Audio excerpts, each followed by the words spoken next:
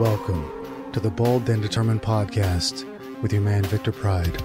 And right here on the Podcast for Winners, we're bringing you motivation and mindset for the killers and real dealers, the makers and the takers, the winners and the grinners, and goddamn, even the sinners too.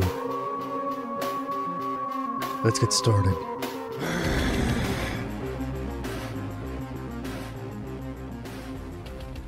Well, hello, my friendly friends. Welcome back to another edition of the Bold and Determined Podcast with your man, Victor Pride.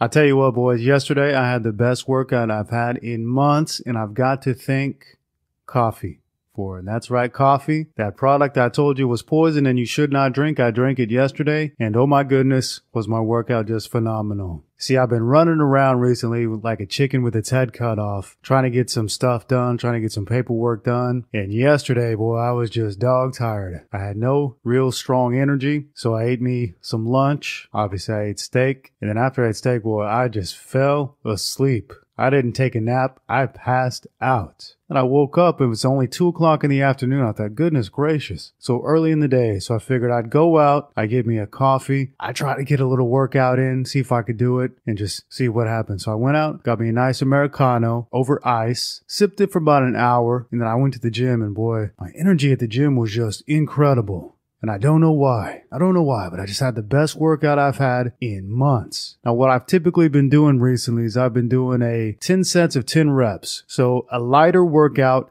never really go into failure. So I might do anywhere between 30 and 60 minutes of doing a set every minute on the minute for 30 to 60 minutes. And that can be push-ups, dips, pull-ups, whatever. I haven't really been doing your standard bodybuilding workouts. For whatever reason, yesterday I just felt like hopping on the bench press. And boy, that felt good. So I thought, you know what? Let me keep doing something like this. So I went from the bench press to the shoulder press, to the bent over barbell rows, to the dumbbell curls, to the triceps push-ups. And I did a whole bunch of bodybuilding exercises I haven't done in a long time. And I did them a little bit heavy. 3 sets of 10 reps. Now that's not super duper heavy, but when you've been doing 10 sets of 10 and you go from 10 sets of 10 to 10 sets of 3, it's a pretty good difference. So boy, my body just feels fantastic today. I feel incredible. So I do think it's important to sometimes lift a little bit heavier than you've been doing. Because boy, I tell you what, it made a big difference in the way my body feels, made a big difference in the way my mind feels. Really helped to clear out my mind as well. And really made a big difference in how my energy feels, because I just feel great after that. And damn,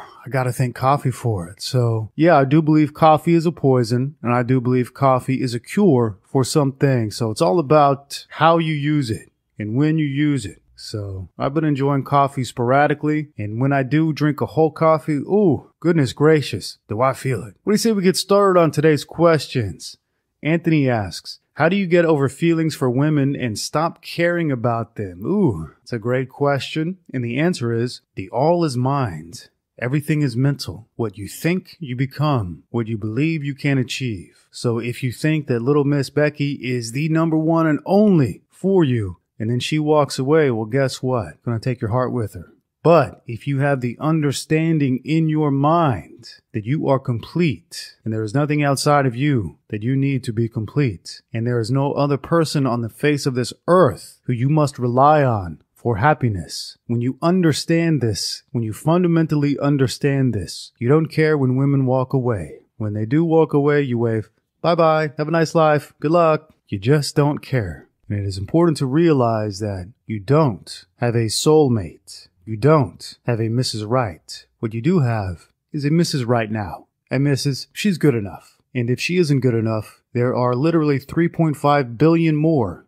where she came from. You know what they say? There are plenty of fish in the sea. What kind of damn fool is going to agonize over one fish when there's 1,000 more swimming right alongside it? And wouldn't you know it? A lot of those fish taste exactly the same. Some of them taste worse, some of them taste better. You just gotta put your fishing pole back in the water. Put your line back in the water. See what you get next time. There's one guarantee that if you're hung up on some certain fish, there's a guarantee that you'll never catch yourself another one. And frankly, if we want to get real deep and honest on the Bold and Determined Podcast, there's not a whole lot that a young lady can offer you today. There just isn't. Now, in the past, maybe they cooked, maybe they cleaned, maybe they were happy to have families. Today, that's not the case. They're not interested being a female. Now, of course, I'm talking about Western females. This might be different in, say, Colombia or Thailand or wherever, though the world is changing fast and rapidly. And all those females from the third world you thought were so great are rapidly becoming just like their sisters in America, in Germany, in Britain, in Sweden, etc. So what damn fool would be hung up on a young lady who has nothing to offer except her snatch?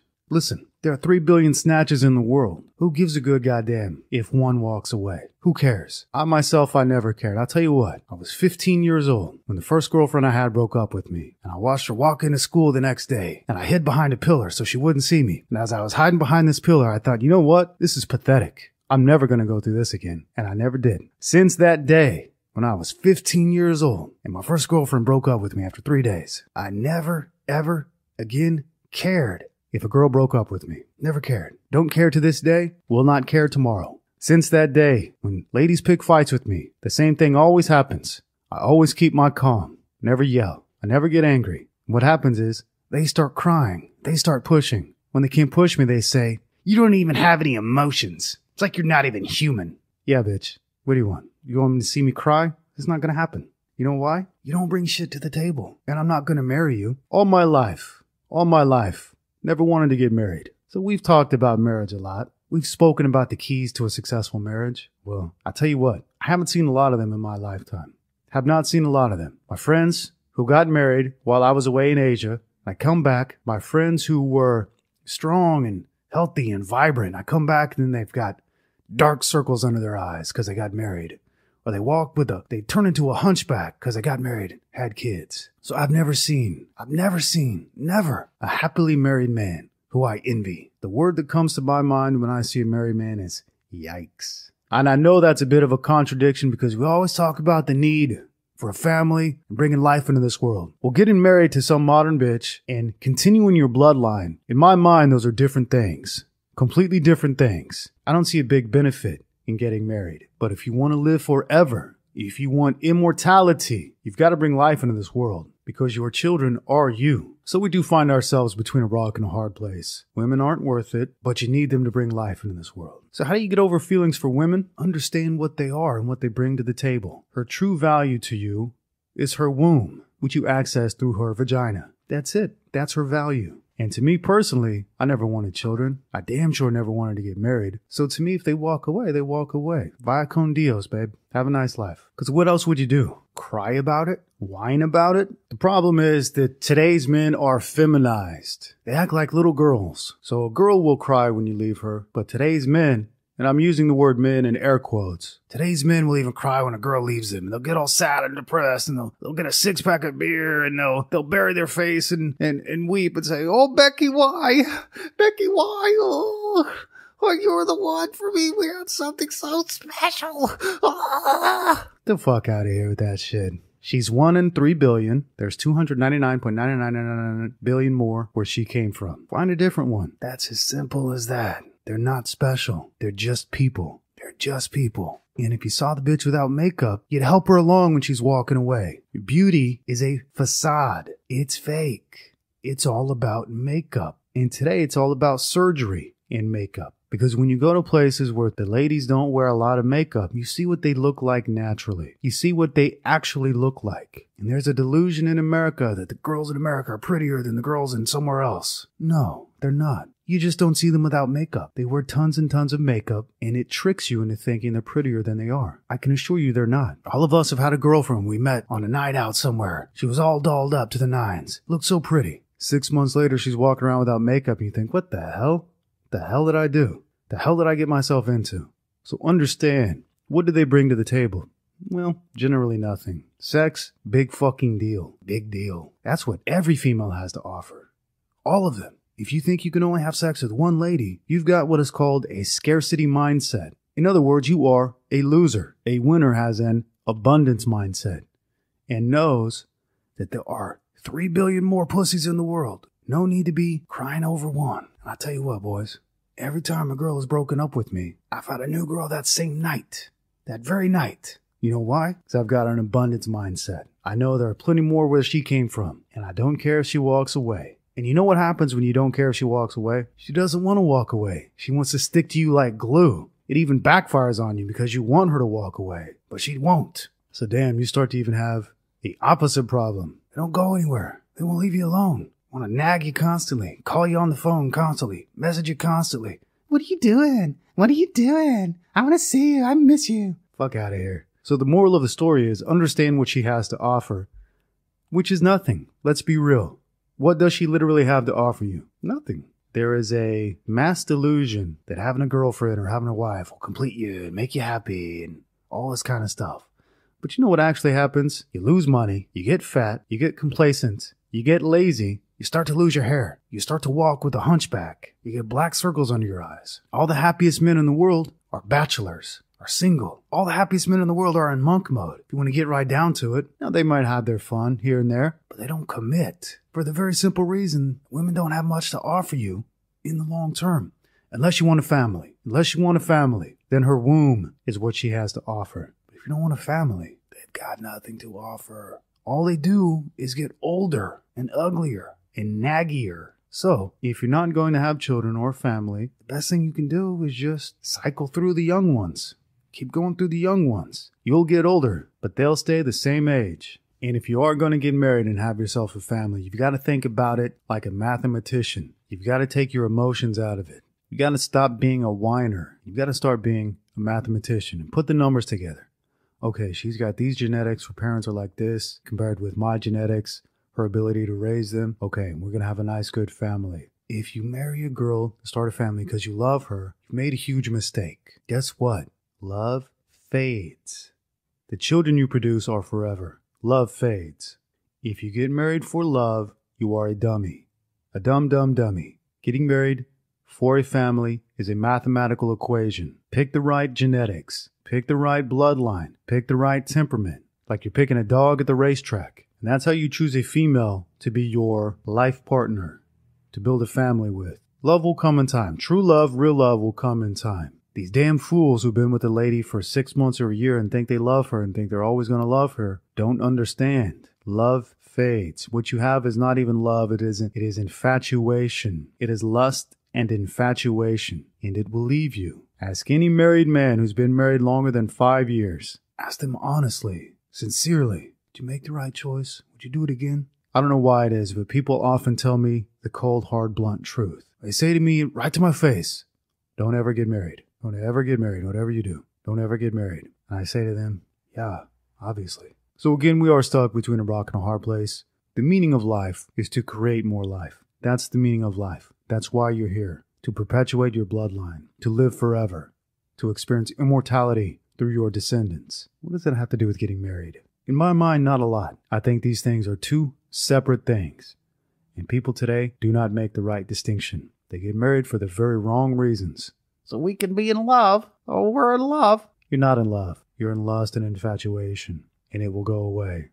There has to be a long-term reason. A long-term plan if you want to get married. And if you don't plan for this long-term, like a scientist or a mathematician, you're going to get got. You're going to see yourself deteriorate. And as you deteriorate, you're going to grow further and further away from Mrs. Right. And if you're American, she's going to leave you and take everything from you. And that's another reason I don't give a damn if a woman leaves. In America, if you get married and the woman leaves, she can take half your stuff. If you have children, she can take child support for 18 years. She can take alimony. She can walk away from her end of the bargain at any time for any reason, and you will be on the hook to pay for it. That's why these damn fools who get married because of love are fools. That infatuation you have will fade. When it does, what are you left with? Two people who hate each other. But one of those people can take nearly everything from the other one at any time. So growing up in America, I saw that the men who got married were damn fools. And I've seen it over and over again. Men get ruined by getting divorced. And why did the woman leave? Never a reason. She just left. You know why? They're fickle. And then you have the media pumping in their heads. You're strong and independent. Leave and take all this money so you can be strong and independent. So there it is. You have to be a goddamn fool to marry one of these creatures who thinks she's strong and independent, while simultaneously taking alimony or child support. All right, let's move on to the next topic. Vios asks, Victor, I used to be a hungry wolf, always learning, always working on something. But ever since I got myself a sweet girlfriend, all I do is spend time with her and just being content always because of constant sex. I don't think about goals anymore because I have her. I don't want to break up, but I don't want to be a lazy slob either. I'm 21 years old. What should I do? You know, I was pathetic at 21 years old as well because I lived with a young lady. Ugh. What a ridiculous thing I did. Here's what I did. I moved in with her, got a job that I hated, got a truck on a loan, which I had to pay for, got a credit card that I had to start paying off. I had no money. I grew myself a fat belly, hated my job, but I went there every single day without fail. Stopped making music, which is what I lived for before that. Stopped doing everything. For what? To live with her. For what? Sex? Guess what? The day we moved in, stopped having sex. So, in my real, true opinion, a young man today is much better off without a girlfriend, unless a young man wants to build a family. These are two different things. Having a girlfriend, totally pointless. You have sex? All right, great. You don't need a girlfriend to have sex. All you need is a warm body. And is having sex worth all of the negatives? Being content, not having any goals, doing nothing but spending time with her. Listen, every young man with a girlfriend is pretty much pathetic. Pretty much pathetic. They have no goals. They spend all their time with their girlfriend. They work a regular shit job. They got a car payment, house payment, rent payment. What do they have to show for it? What do you literally have to show for it? Ooh, you got a girlfriend. Wow. How lucky you must feel. And if you keep her around, ooh. Have you ever seen an old couple? You want to see people who don't smile? Look at an old couple in Thailand. An old white couple in Thailand. You want to see a couple that does not smile? Who looks miserable? Go to Thailand. Watch the old white couples. The man is thinking, the fuck did I do? God damn, I missed this. Why did I get married? What did I do? And I don't even want to tell you what the woman is thinking. But I'll tell you what they're not doing. They're not smiling. I notice this all the time. Young couples, old couples, middle-aged couples, out at dinner together. Here's two things they never do. They never smile, never talk to each other. They sit there in their misery. So what in the hell is the point? What is the point? Here's a funny story. I was in Phu Quoc Island in Vietnam. I was out at dinner, about 7 p.m. There's probably 10 tables of people. 9 of those were couples, boys and girls, men and women. 0 of them were smiling. 0 of them were happy. 0 of them were laughing. 0 of them were even talking. They were just sitting there in dead silence with a frown on their face. And then at the 10th table, 2 gay guys, huge smiles on their faces. Now, obviously, you don't want to be gay, but it is a strange thing that you follow the plan laid out for you by society. You get a girlfriend or a wife, and you're miserable every day after, because I've seen it 1,000 times. Long-term couples, long-term marriages, 98% of them are miserable. And I'm not insinuating that gays are usually happy, but at this particular situation, there were 9 married couples who were miserable and 1 gay couple who were happy. So that's that. Joel asks, Vic, do you think a couple should wait until they are married before they move in with each other like we did in the past? I'll tell you what, everything we did in the past is smarter than we do today, and that's for a very specific reason. We have been culturally subverted today, and we do everything the opposite way, the way we would do it naturally. In the past, why would a couple move in together before getting married? Moving in together is a sign of total commitment. And today you might live with 3, 4, 5, even 10 different women. This damages your ability to pair bond. Whether you are a male or a female, the more of the opposite sex you live with, the less you're going to pair bond, the less you're going to stay in any relationship for any length of time. So, should you wait until you're married before you move in with each other? Yeah, you should. There's no benefit for you living together before then. Because what always happens is you meet some young lady, you have a real nice spark and a real nice connection, and everything's passionate and fun, and it's such a wonderful time. Then you move in together, and guess what happens? That's the best way to describe it. You got a passionate girlfriend. You're having so much fun together. You move in together. This is what happens. All the air gets let out of the tires. Passion runs away in the middle of the night, and you're left with a woman nagging about not putting the glasses away properly in the kitchen. Or you just walk in the bedroom and she's crying into the pillow for no reason and pouting and hitting the bed like a little child. And you just look at her and stare at her and say, the fuck's wrong with you? You didn't put the glasses away the right way. Yeah, okay. I gotta get out of here now. Bye-bye. So, that is that. Should you wait until you're married to move in with each other? Yeah, you should. Should you get married? We're stuck between a rock and a hard place. You want to bring life into this world. You want to continue your bloodline. You want to live forever. You want to be immortal. You want to leave a mark in this world. And even more than doing good work, to leave a mark, you want to leave life. So it does seem as though it is a contradiction. And yes, we are stuck between a rock and a hard place, and you just have to make your choice. Penelope asks, I'm a 25-year-old female. In full transparency, I will say that I grew up without a father only because he tragically passed away. My mother did her best, but I was fortunate enough to grow up in a small town while not learning to hate on men/masculinity. I am a virgin. The gold standard for a girl is virginity. Indeed. What is the sexual gold standard for a man? If I find a young man with good provisional qualities, but he has a history as a player or a pickup artist, should I assume he is not worth my time? Respectfully, I don't think the notion of women need to be virgins, but men can raid the whores and then marry a good girl works at a societal level. I think we need morality and chastity from both sides. Okay, if you want to build a family, you need morality and chastity from both sides. This is true. This is why families stayed together in the past, because they had strong Christian morals. Our Christian morals, United States is a Christian country, or was a Christian country with strong Christian morals, and those morals are stay together, don't cheat, etc. Another reason people leave is because of government intrusion, aka welfare, aka the government literally trying to destroy the family. So in the past, when there was no government welfare, people had to stay together to survive. Today, people don't have to stay together to survive. They choose to stay together. And this is why it is very, very difficult to keep the family intact, because when there's offers of welfare, if you leave the man, then you have that seed planted in your mind that you could leave at any time, and then government will take care of you. Or the government will help you steal from the man, and he'll take care of you. So what you need if you want to stay together and actually build a family is to both be on the same page. You want to both have good, strong morals and even chastity. That being said, you've got to understand that men are not women and women are not men. The same values that are appreciated in a woman are not the values that are appreciated in a man. A man appreciates the value of virginity in a female because she brings his life into this world, and he needs to be sure that the child that she delivers is actually of his seed. Because the worst thing that can happen to a man is that he can raise somebody else's child as his own, and this happens quite a lot.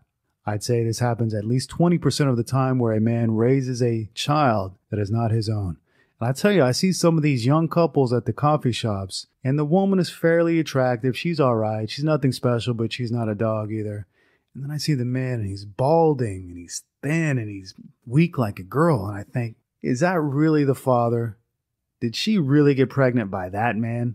Or is that the man she was able to entrap and convince that he's the father when actually he's not? So you see, this is the reason men value chastity and virginity in the female, because they want to actually be the father. They want to bring life into this world and experience immortality. And you can never be sure, could never truly be sure that you are the father if the bitch is playing around on you. So this is the reason it is so vitally important that the female is a virgin and remains chaste in the marriage, so that they know who the father is. And I tell you, boys, I see some people say things like, I'm short, but my father's real tall. I wish I was tall like my father. And I have to say, I have to think to myself, that ain't your father. If you're short, your father is tall. That does not compute. So this happens quite a lot. Quite a lot. Now, thankfully, I myself look identical to my father, so there's no question. We look identical. But I see people who don't really look like their father. And then you look at the female and you think, she don't look like no virgin. She don't look like she's chaste. Another thing to consider is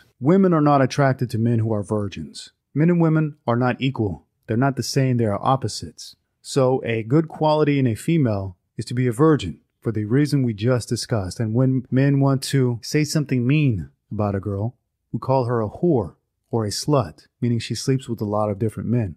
But when a female wants to say something mean to a man, she calls him a virgin, for the very specific reason that women are not attracted to men who do not have attraction from other women. So a male being a virgin is not a virtue. It's not something that women are attracted to. It's something that they are repulsed by.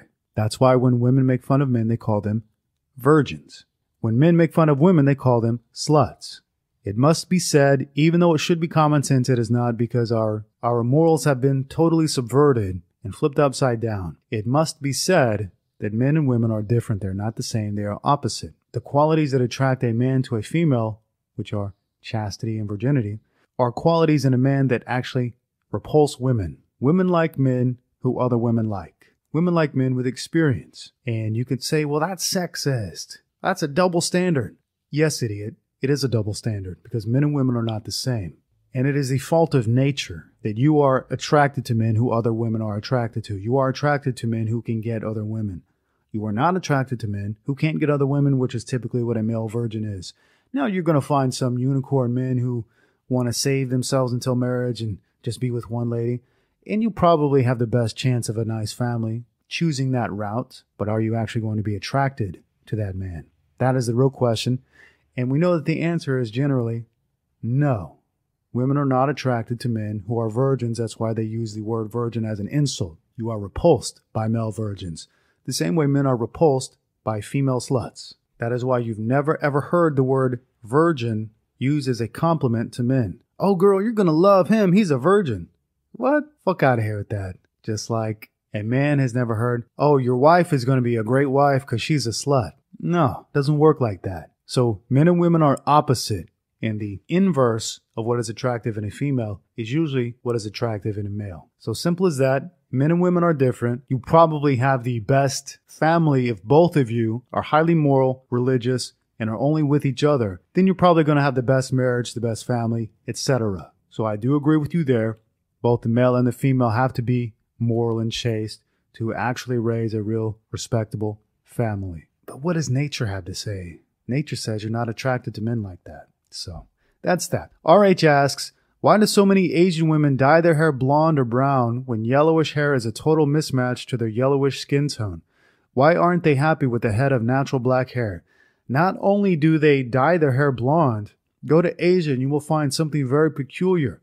They bleach their skin. All of their skincare products that they sell at the supermarket, at 7-Eleven, they whiten their skin. So not only do they bleach their hair blonde, they whiten their skin. And actually this kills their skin and gives them terrible, awful, ridiculous, nasty looking skin that they've got to cover up with makeup. But they so much want to be whiter and lighter that they're willing to bleach their skin and dye their hair. Why is this? I don't get it myself. I like tan females. I like dark looking females. That's what I'm attracted to. I like that. They hate it though. To them in their culture, it signifies low class. And in fact, actually, in every culture, dark skin signifies low class. You can call me racist, but that's an obvious fact. All of the ruling classes of the world are the lighter skin color classes. Go to South America, the ruling classes are light in skin color. Go to China, Japan, the ruling classes are lighter in skin color. Go to Thailand, the ruling classes are lighter in skin color. The only place this doesn't happen, perhaps, is Africa. So to them, it is seen as low class. It is seen as that you work outside all day and you become very tan. And if you're higher class, you don't work outside all day, so therefore your skin does not get tan, your skin does not get dark, it stays light. I don't like it myself, and I think probably it has a lot to do with American television, American advertising, American this and that. They want to be seen as cool and modern and hip and white, and it backfires on them. You look goddamn stupid. An Asian female looks stupid with blonde hair. You look stupid. You look ridiculous. You look ridiculous when you bleach your skin with skincare, and I'm using skincare in quotes because skincare kills your skin. When you use whitening skincare, you look ridiculous. You start to look like a ghost. You start to look pale like a ghost. You know what's healthy? Suntans. Vitamin D. That's what health is. So they're running away from being healthy because they don't want to be who they are. If you want to be happy in this world, you got to be who you are. Simple as that. Doesn't matter if you're black. Doesn't matter if you're white. Doesn't matter if you're yellow, red. If you're goddamn green, be happy about being green. You got to be who you are. And the more you try to run away from who you are, the less happiness you're ever going to experience. So these people bleaching their skin, these Asian people bleaching their skin, dyeing their hair blonde, you're just running from paradise. You know what paradise is? Being happy, blissful, content with who you are and what you are. Being your true self, which is what you are. Look in the mirror, that's you. Be happy about it. RH also asks, are the words alpha men and beta boy made up words that were created to control men, such as words like racist and sexist, etc.? Should a man be scared of being called a beta and be proud of being called an alpha, or should he ignore all of these meaningless words and live by his own standards? But how? Okay, should you be scared of being called a beta? If you're a beta bitch, you should be scared about it. Otherwise, what's to be scared of about being called a beta? It's a word. And it's a word that didn't even exist in our language 20 years ago. Nobody used the words alpha and beta 20 years ago. That's how you know they're made up. Just like 100 years ago, nobody used the word racist, sexist, homophobe, Islamophobe, anti-Semite. These words are all fake. They're not real. So why would you be scared of them or proud of them? They're completely made up. Tell me, what is an alpha? I'm waiting. Go ahead, tell me, what is an alpha? You don't know. You know why you don't know? It's not a real thing. What is a beta? You don't know because it's not a real thing. Ask 100 people the definition of alpha and beta, and you're going to get 100 different definitions. You know why? It can mean anything you want it to mean. Just like sexist can mean anything you want it to mean. Racist can mean anything you want it to mean. The same way boogeyman can mean anything you want it to mean. Oh, you didn't do that because you're a beta. You didn't pay me enough child support because you're a beta. You're not going to marry me because you're a beta. Yeah, okay, sure. So what kind of retard would be upset about being called a word that has no meaning? Well, I'll tell you what kind of retard. 95% of the population. 95% of the population are scared of these fake words. Me? I don't give two shits. Call me an alpha. Call me a beta. Call me a pi delta gamma. All made up. Doesn't mean anything. Means nothing. When you know who you are, when you have your own code of ethics, your own code of morals, your own standards of living, you do not care what other people say. You do not care. That's the difference. It's not that you pretend not to care. You actually don't care. It's not that you say you don't care, but then when they say you're a beta, you say, well, I'm not a beta because this reason and that reason, and there's another reason why I'm not a beta, because please don't call me a beta. Listen, call me a beta. Victor, you're a beta. All right, see ya. Bye con Dios. Alpha is a word that means nothing also. It just means somebody respects you. That's really what it means. And if somebody tries to disrespect you, they call you a beta. Really simple as that. The words themselves have no meaning. And usually when they call you a beta, it's because they want you to do something that goes against your best interest. The same way when they call you a homophobe, a sexist, a racist, they call you that because they want to get you to do something that goes against your best interest. They call you a beta to get you to do something that you would not do naturally. They call you a beta to get you to do something that does not help you. They call you a beta to get you to do something that only hurts you because you're so afraid of this made-up word called beta that you're willing to actually be a beta and do something that goes against your best interests. Listen, an alpha dog don't give a shit. An alpha dog, here's the favorite word of the alpha dog. No.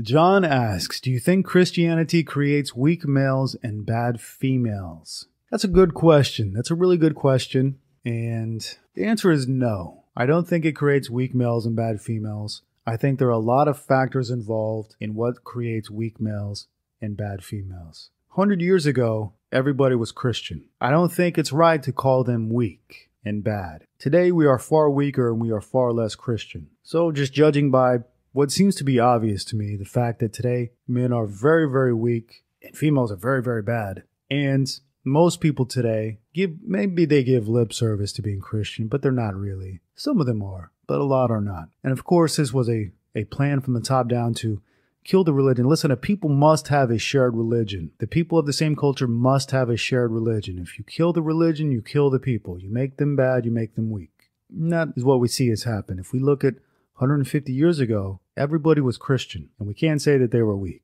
We can't say that the females were bad. We see that as time goes on and as Christianity is eradicated, men get weaker, females get badder. So, do I think Christianity creates weak males and bad females? No, I don't. People must have a shared religion. They must have a shared morality. And we see that as Christian religion is eradicated in our countries, people get worse and worse and worse. So, there's your answer. Luke asks, at what point did you know bold and determined was your ticket to freedom? Ooh, that's a good question. When did I know that bold and determined was my ticket to freedom? Before I ever started it. Before I ever started it, I knew beyond a shadow of a doubt this was my ticket to freedom. I just knew it. I knew it beyond a shadow of any doubt. I didn't think it. I didn't suspect it. I didn't hope for it. I flat out knew it. I understood it at a deep and fundamental level. And I was patient about it. I was never concerned about making money right away. I was only concerned about writing good articles and educating other people and finding the other people who I knew needed this kind of content. So I was quite sure, I was positive. I didn't even think about it. I just knew it. Deep down in my bones, I knew it. You know why I knew it? Because I knew I had something to say. And I knew there were people out there who are ready, waiting, and salivating to read the words that I could offer them. I just knew it. I created B&D, the blog, Bold and Determined. I created it because there was nothing else like it in the marketplace. And I knew that people were out there dying for it, ready for it. And all I had to do was provide it to them. And then all my dreams came true because of it. Luke also asks, how can one be ahead of the game when creating blog content? If you want to be ahead of the game, understand that in this game, there is no game. It's just you. It's not like you are working at an office and you're trying to get promoted and you're competing with all these different people. In the blog business, there is no competition. The only competition is with yourself to be better than you were yesterday. And if you want to be ahead of the game, as it were, you have to know yourself, because if you know yourself, you know others.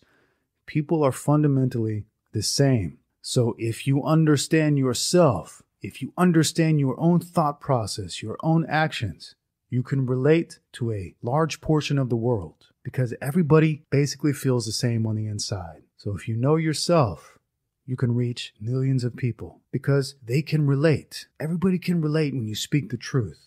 Everybody can relate when you are honest. People are drawn to you like flies to honey for the very specific reason that you will stand out, because everybody tells lies. The school books tell lies. Television tells lies. Magazines tell lies. Fake popular websites tell lies. If you tell the truth, people will be attracted to you like two magnets are attracted to each other. Understand yourself, tell the truth. That's it. Al asks, is it possible to prevent the common cold or flu? If so, what can I do to prevent it? Yes, it is possible to prevent common colds or the flu. I personally never get a cold. I never get the flu, ever, ever, ever, for the very specific reason that I eat the right foods. And the right food is this: saturated animal fat. Saturated animal fat is the key. Saturated animal fat is the key to health. And health is wealth. So saturated animal fat is the key to wealth, key to happiness. Carbohydrates are the pretend health food, but what they are is a Trojan horse that lead you directly to sickness. They are a Trojan horse for the health industry, a Trojan horse for the pharmaceutical industry. Carbohydrates are a Trojan horse for the hospital industry. It is carbohydrates that make you sick. I've said it 1,000 times before. I'll keep saying it 1,000 times.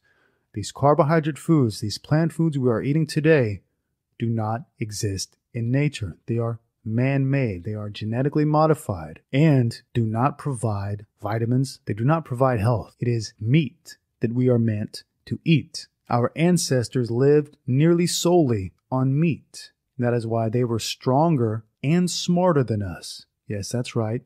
Our caveman ancestors were far stronger than us. Your average caveman 20,000 years ago was faster than our fastest athletes today, stronger than our strongest athletes today, and smarter than some of our great scientists today. They had bigger brains. They had better muscularity. They were faster, stronger. They were better than us in every way. What they didn't have is technology. Listen, having access to technology doesn't make you a genius. It doesn't make you smarter. It makes you complacent and quite lazy. It was the agricultural revolution that started man's degeneration, that started man's devolvement, became less physically strong. He became shorter. His brain size shrank because we started eating foods we're not meant to eat. Not to mention, we eat the same 5, 6, 10 foods today. In the past, they would hunt 100 different species of animals and eat all of them. And they would eat some plants here and there when they could find them, a bunch of different ones. So they had a real variety in the nutrients they got because they had a variety of the animals that they would eat. Today we eat pigs, we eat chickens, and we eat cows. Sometimes we eat goats, sometimes lamb. That's pretty much it. We pretty much live on 3 or 4 animals, whereas in the past they would live on all kinds of different species, all kinds of different animals. So the moral of the story is, it is meat that helps you prevent the common cold and the common flu. It is carbohydrates that cause those sicknesses, cause those illnesses, because those foods are not natural to us. They are man-made. If you see a wild banana in nature, it's inedible. It's completely full of seeds and it's tiny compared to the bananas you buy in the supermarket. You will never see a banana like you see in the supermarket in the wild. You'll never see a sweet potato like you see at the supermarket in the wild. You never see any of it in the wild because it doesn't exist in the wild. They're fake foods, just to fill the belly. They're slave foods. They're peasant foods. It's what you feed the idiot peasants. Wheat is what you feed the peasants. Rice is what you feed the peasants. Vegetables are what you feed the peasants. Kings eat meat. Duranta asks, what are the right conditions that the body needs to heal itself and become a great man without paying large sums of money to the hospitals? Number 1, eat meat. Severely limit your carbohydrate consumption. Number 2, understand that hospitals don't heal you. Hospitals don't help you. If you start to go to a hospital, you're going to degenerate. Physically, you are going to degenerate. If you go to the hospital and do everything they say, you are going to get worse 100% of the time. You have to understand that hospitals are not gods. Doctors are not gods. They are drug dealers and butchers. They might cut off part of your body and say that it's healthy for you. They'll pump you full of drugs and say that it's healthy for you. It isn't. Health and wellness come from your food, like Hippocrates said, let food be thy medicine and medicine be thy food. He did not say, go to the hospital and get pumped up with drugs and let them cut off parts of your body or radiate you. If you go to the hospital, it's a guarantee you're going to get sicker and weaker. It is a guarantee that if you eat meat, natural meat with the fat, you're going to get stronger and healthier. It is a guarantee. Sebastian asks, Buenos dias, Victor. I have a question. What are the stars in the night sky? Ooh, that's a great question. The stars in the night sky tell the story of humanity. That's what the stars are. They're a story that if you read them, you can understand our past. And our past is history is the most interesting thing there is, because history is the story of us. And the stars in the sky tell the history of man. All religions in the world started by men looking at the sky and reading the stars. This is called astrotheology. And all of our gods, all of our goddesses come from the sky. Jesus is the Son of God.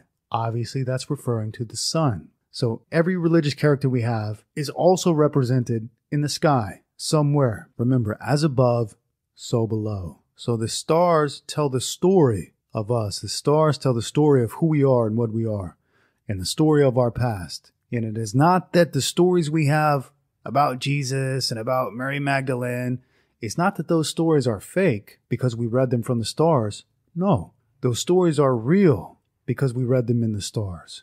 We had to anthropomorphize them to tell other people, to tell people the story. But the religions are real. The religions are true. Not in the sense that we think it is, like Jesus literally walked on water, like Jesus was a man who walked on water. When the sun rises in the morning and you look at the sun over the ocean or over a lake or over the water, the Son of God appears to walk on water. The sun floats on the water. So all of these things that we see in the sky are the basis of our religion, basically. It's the basis of our myths, the basis of our moralities, the basis of all of our stories. So that's what the stars in the sky are. They're a book for us to read. JS asks, why do some people not respect their language? My mother tongue is an Indian language and I am proud to speak it, but some people from my state hate their language. Parents don't want their children to learn the language. I know the importance of English in the modern world, but isn't it important for people to embrace their own language? Yes, it is vitally important for your people to embrace their own language. When you lose your own language, you lose your culture, you lose everything. You lose so much in this misguided desire to fit in with the modern world and be just like American people. You lose the most important thing in the world, your culture, your people, your way of life. So people hate their own language because they think it's not modern and cool and hip. Well, guess what? When you forget your language and you become part of the modern world, guess what's going to happen? You're going to regret what happened. You're going to miss the old times. You're going to miss having your old culture. I tell you, Americans don't have their own culture anymore. Americans came from Europe. They came from England, Ireland, Germany, Wales, Scotland, Finland, Norway, Scandinavia. And then we became this melting pot and we forgot about our own culture. We don't know who we are. That's the problem with Americans. We don't know who we are because we gave up our old languages. We gave up our old ways. We gave up our own cultures. And now Americans are the most degenerate people in the world because we don't have our own cultures, we don't have our own language, we don't have our customs and our old ways. We've forgotten our old ways, and now what do we have? Not much. Obviously, there are some great things about America. There are many great things about our culture and the things that we've done in the past, but there is a spiritual emptiness when you forget your own language, when you forget who you are, that comes at a cost. That cost is spiritual emptiness. That desire to run away from who you are cost you your soul. So it is very, very important. And it breaks my heart to see these parents who don't want their own children to learn their own language. That's child abuse. That is child abuse. And so damn foolish for the parents to not want their own children to know their own language. What you have is a great gift. If you have your own culture, your own language, you have a great gift, and that should be preserved. Why do people not respect their own language? Because they have television. They want to fit in with what they see on television. What people all over the world do not understand is that television is not real. It's fake. It's an idealized version of the world. It's not the real reality of the world. You watch American television, you think that everybody lives in a mansion and everybody's got a fast car. Everybody's so hip and modern and cool. And then you visit America and you see the reality. Television is just fake. It's not real. But people don't understand this. They literally think that what they see on television is reality. That is the power of television. Television is the most powerful medium in the history of the world because it can change people's minds. It can make them hate their own culture. It can make them hate themselves to such a degree that they don't teach their own children their own language. So, the answer is television. The Patriot asks, in the wake of the Christchurch, New Zealand massacre, the Prime Minister has enacted a ban on all semi-automatic firearms with few exceptions. If banning guns actually worked, ISIS shouldn't be a problem. So Vic, how would you define reasonable firearms legislation? Here's how I would define it. No legislation whatsoever, everybody free to own guns. That's the only reasonable firearms legislation. Firearms are a way to protect yourself, not only from robbers and intruders, but to protect yourself from a tyrannical government.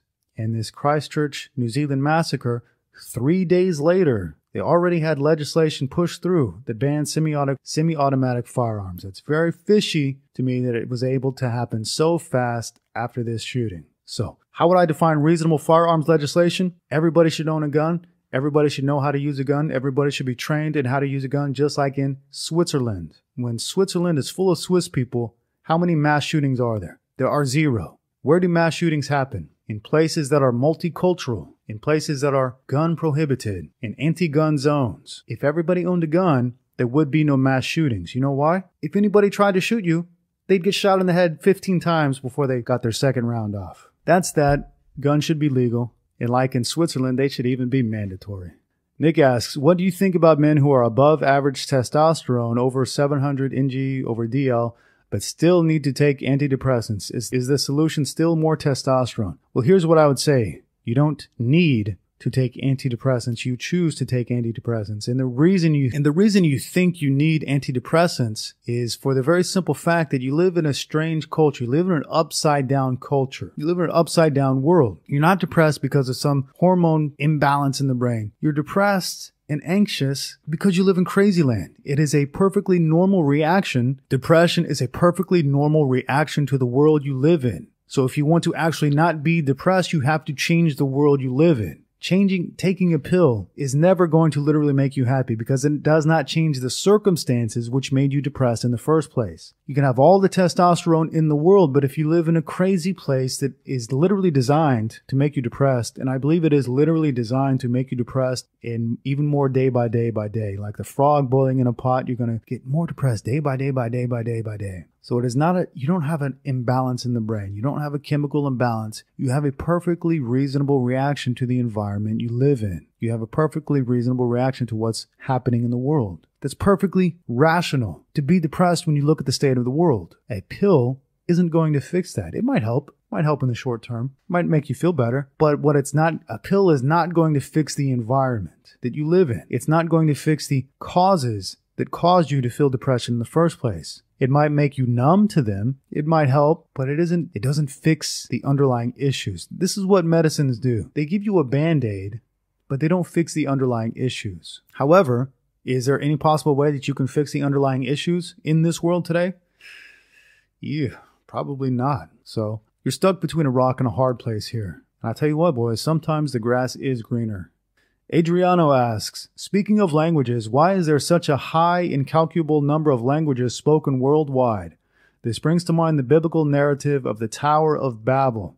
This is a great question.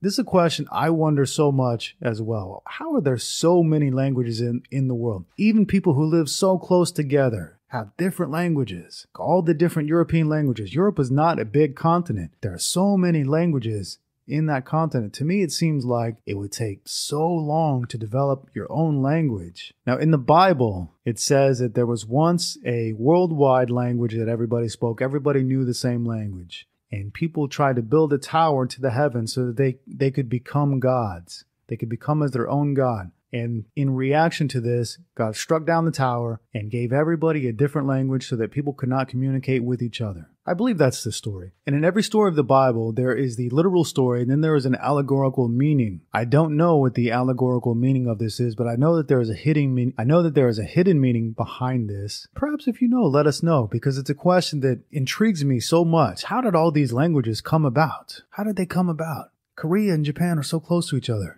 China and Mongolia are so close to each other. How do they have different languages? I'm going to have to do more research on this because it's such a history and language.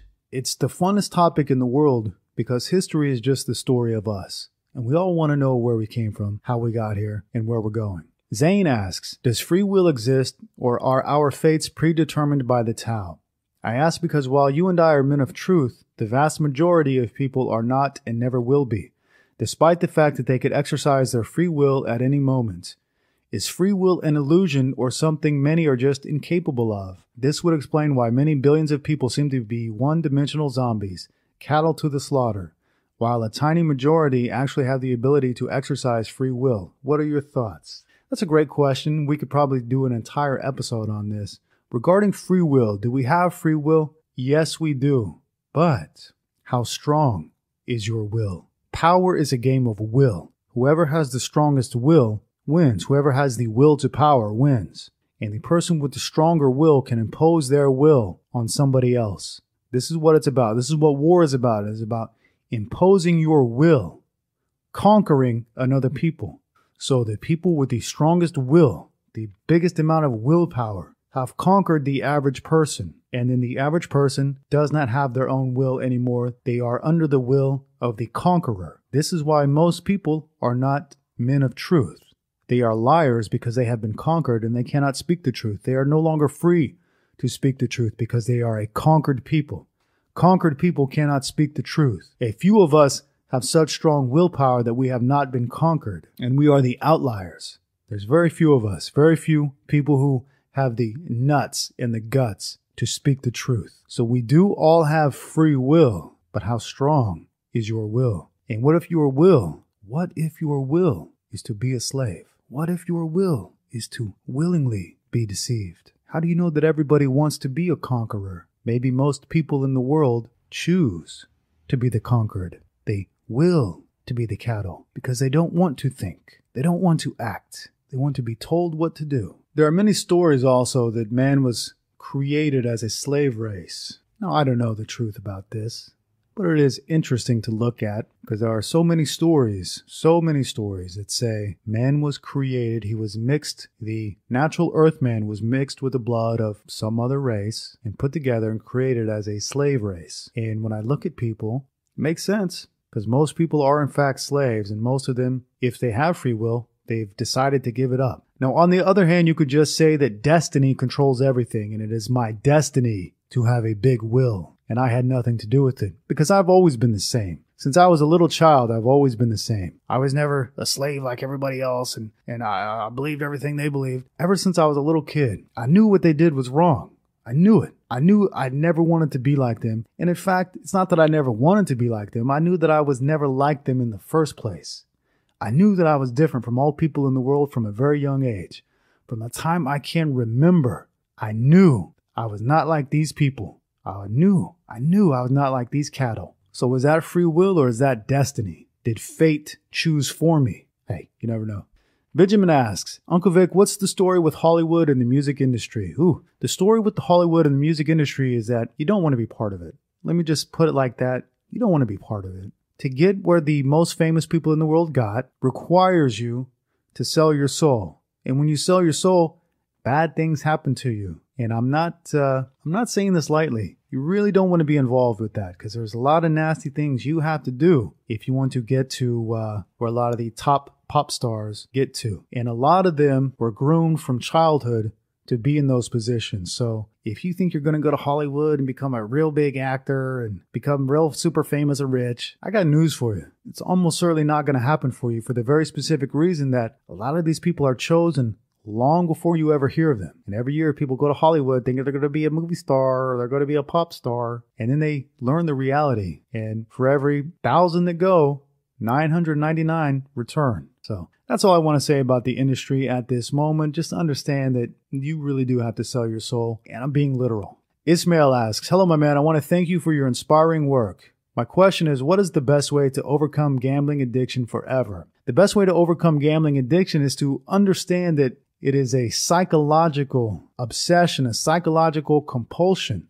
And all you have to do is decide not to do it anymore. Everything is a decision. Every so-called addiction is psychological in nature. You're not physically addicted to gambling. You don't need gambling to live. It's the psychological thrill, the psychological compulsion and obsession. And when you understand that, you can just say, I'm not obsessed with it anymore. I'm not compelled to do it anymore. You literally have the power in your thoughts to change your entire life. Your thoughts create your reality. And if you keep thinking about gambling, you will keep gambling. Stop thinking about it. Decide not to think about it anymore. Decide not to do it anymore. It is all a decision in the mind. The mind is everything. What you think, you become. The universe is mental.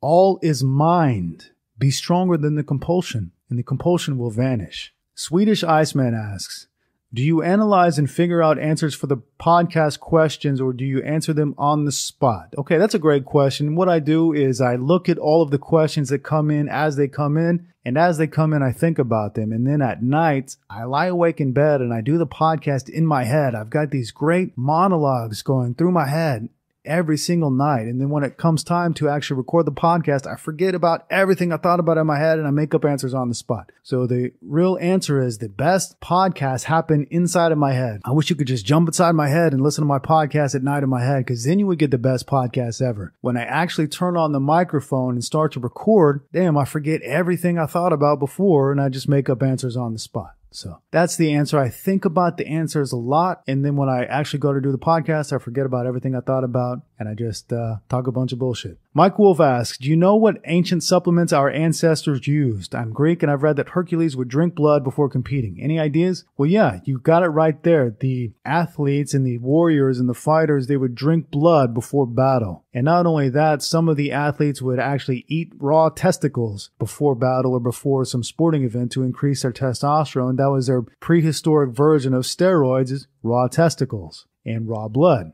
And when you think about blood, when you give blood or when you draw blood or when you want to get your vitamins checked and your minerals checked, they take a blood sample and they check the volume of your blood for what vitamins you have and what you're deficient in.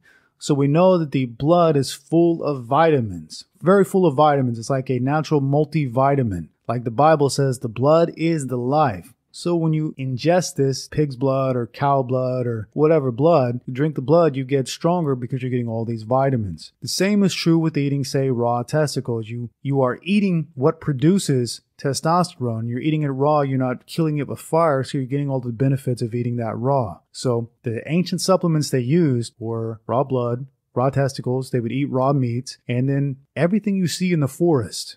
Everything you see in the forest, every plant, every leaf, every blade of grass has some sort of effect on the human body. We have forgotten all about what these plants offer us. We think they're food. They're not food, but what they are is medicines and supplements. And every single thing in nature has an effect on you, whether it is positive or negative, but there is an effect of every single thing in nature. And they knew a lot more about nature than we know because they spent more time in nature than we spend. And we have forgotten who we are. We have forgotten that everything in nature is there for us in one way or another. It could be a poison. It could be a supplement to help you. But everything in nature exists for a reason, and everything in nature has an effect on you. Broly asks, The leftists say that homophobic people are closet homosexuals. Do you think this is true? Well, first off, you have to understand that homophobic is not a real word. It's a fake word. There's literally nobody on earth who is afraid of homosexuals. Arachnophobia is a real word because people are afraid of spiders. You see people afraid of spiders all the time. You literally never see people afraid of homosexuals. Oh my God, a homosexual, he's going to style my hair. It doesn't happen. It's a fake word. And it's used just like the word boogeyman. They use it just to get you to do something or to agree to something that goes against your best interest. Now, regarding your question, are homophobic people actually closet homosexuals? That's what the leftists say. Well, look here. If the homophobic people were actually homosexuals, then guess what? It means that straight people are not the problem. It means that homosexuals are the problem. So therefore, the leftists hate the homosexuals. Let that sink in. If the homophobic people which the leftists pretend to have a problem with are actually homosexuals in disguise, then that means that homosexuals are the problem and heterosexuals are not the problem whatsoever. So when a leftist says to you that homophobic people are closet homosexuals, ask them why they hate homosexuals so much. JP Mustique asks, where do you plan on finding a good girl in the city or an educated high-income suburb who is also a virgin? He says you basically have zero chance unless you pick a traditional girl from a group like the Mormons or find an 18 to 21-year-old who hasn't gone to college. If you go to the country, maybe you'll find a decent girl, but she'll probably be dumb and change when you bring her to the city/affluent area. By the way, I don't give a shit about how educated a girl is or having conversations on philosophy with her, but she better be intelligent enough to adapt to my lifestyle's goals. What on earth is the solution to this paradox of modern degeneracy? Well, that was a real mouthful, JP. Here's the answer. You said that where can you find an educated girl who is also a virgin? And then you go on to say you don't care about how educated she is. Well, pick one. This paradox you talk about is the paradox in your own mind. You say you want an educated girl. Where am I going to find an educated girl? Then 2 sentences later, you say you don't care about how educated she is. Then you go on to say if you find a girl who was raised in the country, if she was raised in the country and she's a decent girl, she's going to be dumb and change when you bring her to the city/affluent area. Here's a news flash for you. You would be the dumb one if you brought her to the affluent area. We know that people raised in the affluent areas are not good wife material. We know that to be good wife material, she has to be raised outside of the system. So you said she would be dumb and change when the reality is you would be the dumb one for bringing her to a place that will make her change. It is notorious that when people marry women from Thailand or Colombia or wherever and they bring them to the city, they change. Everybody knows that they will change when you bring them to the affluent area. Why would you be so stupid as to bring somebody who had the good building blocks of a good marriage partner, of a good wife? Why would you be so stupid as to bring her to an affluent area where you know she's going to change? You call her dumb when in fact you are the dumb one for doing such a dumb thing. Hope that answers your question. Pete asks, if you had children, would you send them to a public school, a private, or would you homeschool them? The only option today, if you want children who are actually part of your family, is to homeschool them. I said this 1,000 times in the past, and I'll keep saying it apparently 1,000 more times in the future. Homeschool is the only option if you want real children. If you want to be real parents, you must actually teach your children. If you send them off to be educated, guess what happens? They become degenerates. They become subverted. They become cultural Marxists because you just push them away. You abandon them to the enemies. You abandon them to the Marxists.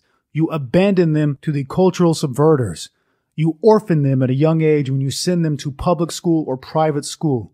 The only option is homeschool. Roger asks, Victor, you've said before that stuff doesn't matter and that we would be freer mentally and spiritually if we were to sell our possessions and shave our heads. Do you have any further advice based on your own experience of the best way to jettison material baggage and the right mindset we should have when approaching minimalism? Number 1, don't complicate something that is very simple. I gave you the very simple solution. Get rid of your stuff, shave your head. Your answer is, well, what else can I do? Is there something, what more can I do? Don't make something complicated that is very simple. Now, regarding approaching minimalism, don't. I don't ever use the word minimalism. Here's a tip. Listen to the words that people use. Read the actual words that people use. I don't use the word minimalism because it's what losers try to do. They try to become minimal and just try to leave a zero carbon footprint and just be a nothing in the world. I'm a maximalist. I try to get maximum benefit from everything I use and everything I do. And when you get maximum benefit from everything you use, you don't need a lot of stuff. if you try to become a minimalist, well, why don't you just try and become a mouse? Try to become as small as a mouse and have nothing to offer in this world, and don't make a sound, and don't make a peep, and don't hurt anybody, and don't do anything to anybody, and just slowly disappear into the world. That's what minimalists do. I'm a maximalist. Listen to the words I use. Listen to the words I use. I am a maximalist. Brandon asks, hey Victor, everyone keeps talking about the importance of networking with other people in my field or career to open doors and new job opportunities. What are your thoughts on networking? I'm asking because for some reason I don't enjoy it too much. I feel like it's a huge effort. Okay, the reality is if you want to go work in the corporate world, it is about networking. It does not matter how good you are at your job if you don't know the right people. So if you want to live in their system, if you want to follow in their footsteps, if you want to get a job, which I don't advise you do, guess what? You've got to play the game that they have set the rules for. If you don't follow the rules of their game, guess what you're not going to get? Promoted. You're not going to make more money. It is not your skills that promote you. It is people that you know that promote you. That's the reality of the corporate world. You've got to play the game. If you're not prepared to play the game, why would you enter that world in the first place? In my world, the only person who can give me a pay raise is myself, and that is why I chose the path of the entrepreneur. So I don't have to play the game of kissing ass and networking and relying on other people to get me a promotion. If I want a promotion, I'll just work harder. Marquise asks, hey Uncle Vic, what are your thoughts on Raw Vanna, one of the most famous vegan YouTubers who had over 3.5 million subscribers, and she has been caught on camera eating some meat in Mexico. The vegan community is in shambles. She released an apology, but her comment section is being destroyed, and she lost 1.9 million subscribers and counting. Ooh, this is a great question. Why are vegans getting caught eating meat? And what is the mindset of the vegan? That's a great question. Why don't we answer that at the beginning of the next episode? We will discuss why vegans getting caught eating meat and what the reason behind that is and what my thoughts on vegans are. And we will discuss that in the next episode. And until then, my friendly friends, have a nice day.